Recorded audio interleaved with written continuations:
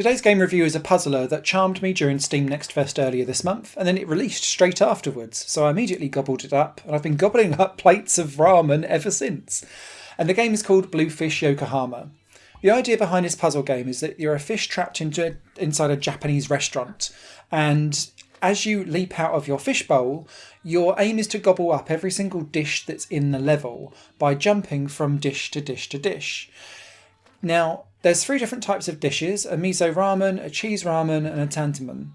And the idea is that one lets you jump 1 space, one lets you jump 2, and one lets you jump 3. And you can turn a grid on and off to kind of really get the granularity of this. But levels are designed in a very grid-based system, so it's quite easy to understand.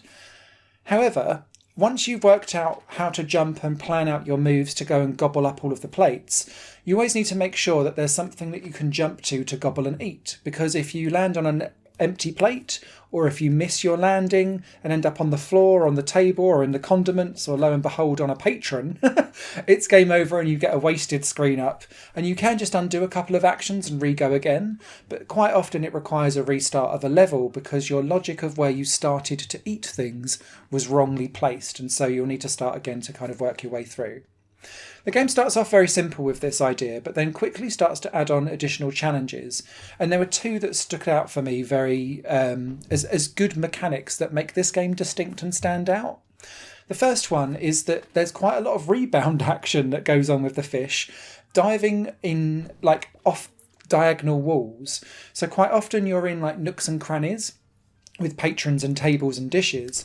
And so you might have a dish that allows you to jump 3 squares. But the only way to get to the table is to bounce off of diagonal walls and get round a corner, because otherwise you'll overshoot something and end up on the floor. And that was quite cool to work out the ricochet mechanics of how you can get around all of the different tables.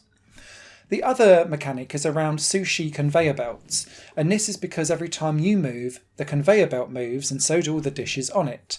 So you really have to plan out in advance where you're going to move to, and then work out that you can kind of rejoin the dishes and jump across things to where they're going to be on the next move, so that it all just hangs nicely together.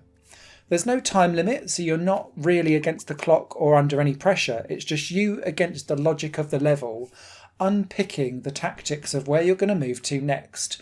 And as you do this, I quite like the art style of this. It's got a kind of retro 80s nostalgic feel to it to me.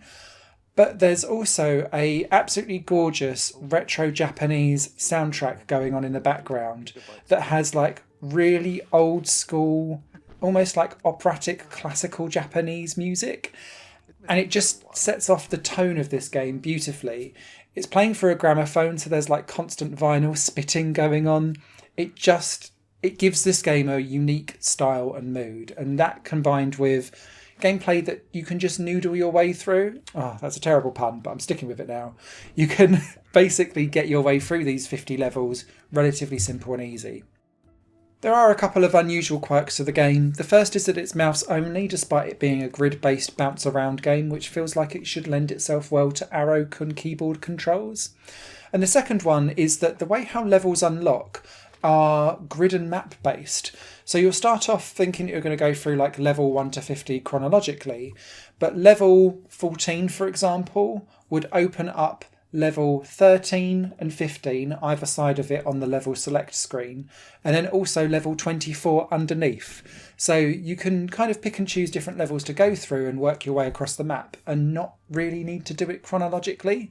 However, sometimes that does mean that you meet some really hard levels quite quickly, and then you think, okay, I need to backtrack and go for another way. But it just gave an interesting twist on how you get through the levels.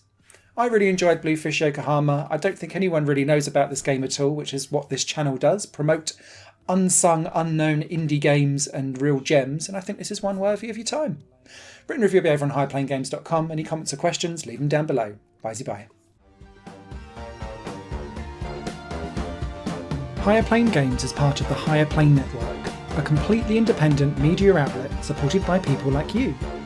The goal is to create the best possible content that cultivates a richer indie scene for games as well as music and entertainment. To find out more and to get involved, visit patreon.com/higherplane network. Your support makes all the difference. videos, and in return you'll gain access to bonus content and downloads. Thank you for watching.